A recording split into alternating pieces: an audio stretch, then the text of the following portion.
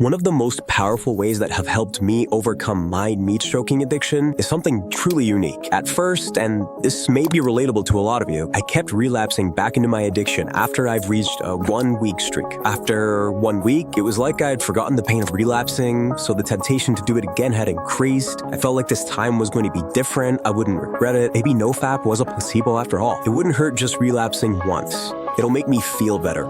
Then I will reset and come back stronger. But all these were just lies.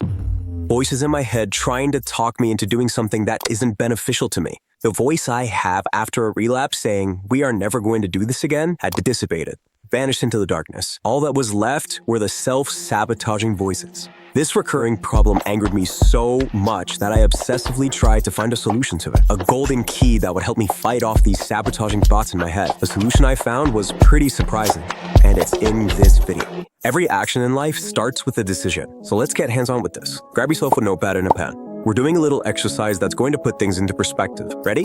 Let's roll. Draw a line straight down the middle of a page. Now, on the left side, I want you to get real with yourself.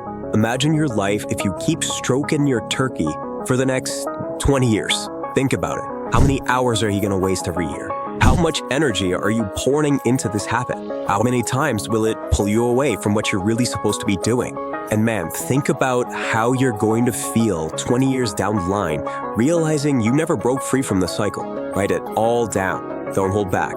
Now shift gears and move to the right side of that line. Picture your life without giving in to the urge to bust nuts. Imagine all that time you're going to reclaim. Think about the energy you'll have stored up for things that genuinely matter. What new hobbies could you dive into? How will this change push you closer to your goals? And imagine the pride, man, feeling like a champ knowing you took control. Jot down everything that comes to mind. You got it all down?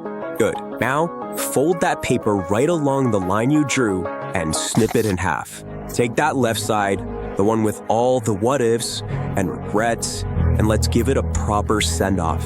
Head outside with that piece of paper and the lighter. But hey, safety first. Make sure you're doing this in a safe spot where you won't start an accidental bonfire. Stand there, paper in hand, and make a declaration to the skies. I will never touch my pee-pee inappropriately again.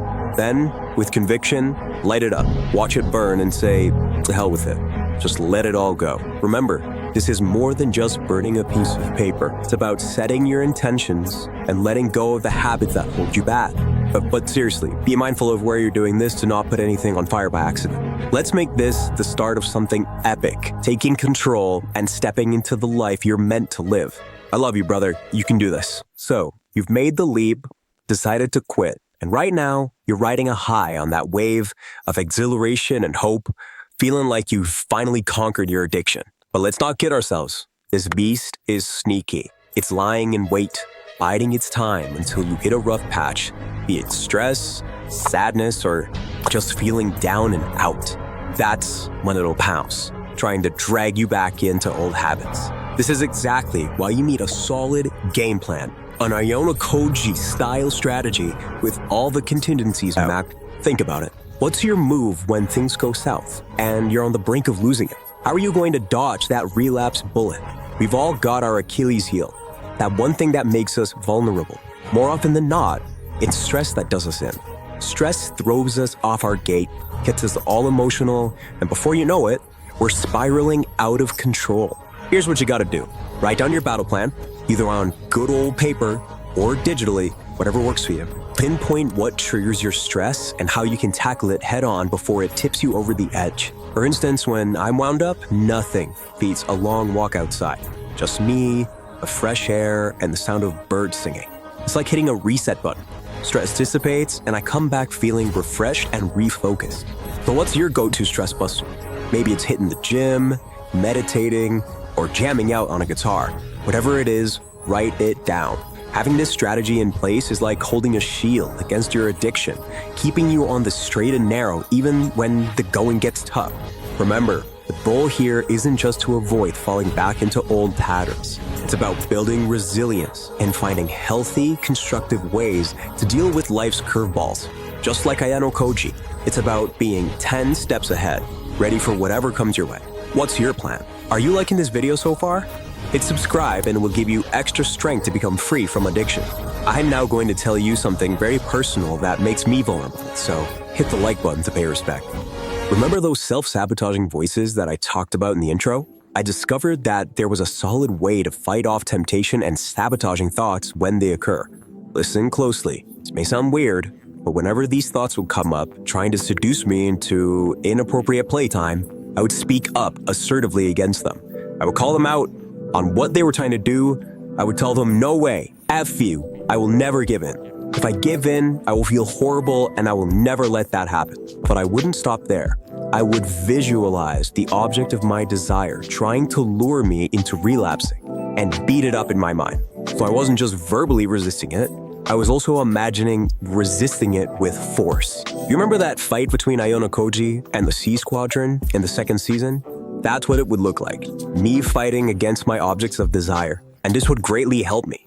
And I am confident that this approach would help many more men. What I realized is that when you verbally and physically resist your addiction, this will literally change the connections in your brain. The tendency you had before to give in to the temptation will weaken over time. And instead, your first instinct would be to resist it. Keep doing this for long enough, say more than a month, and you'll have beaten your addiction. No pun intended.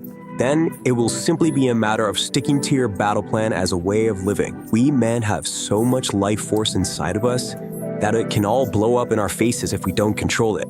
No pun intended. That's why if I could help even one man watching this, I would feel honored knowing that. If you know a buddy that is interested in self-improvement and anime and might like this video, I would recommend you share it so we can help as many as possible. I'm considering writing an ebook where I go in depth about all the strategies and mindset hacks I know to battle this and almost any other addiction. If this video reaches you by the time it's been made, a link should be in the bio. Stay tuned and see you next time.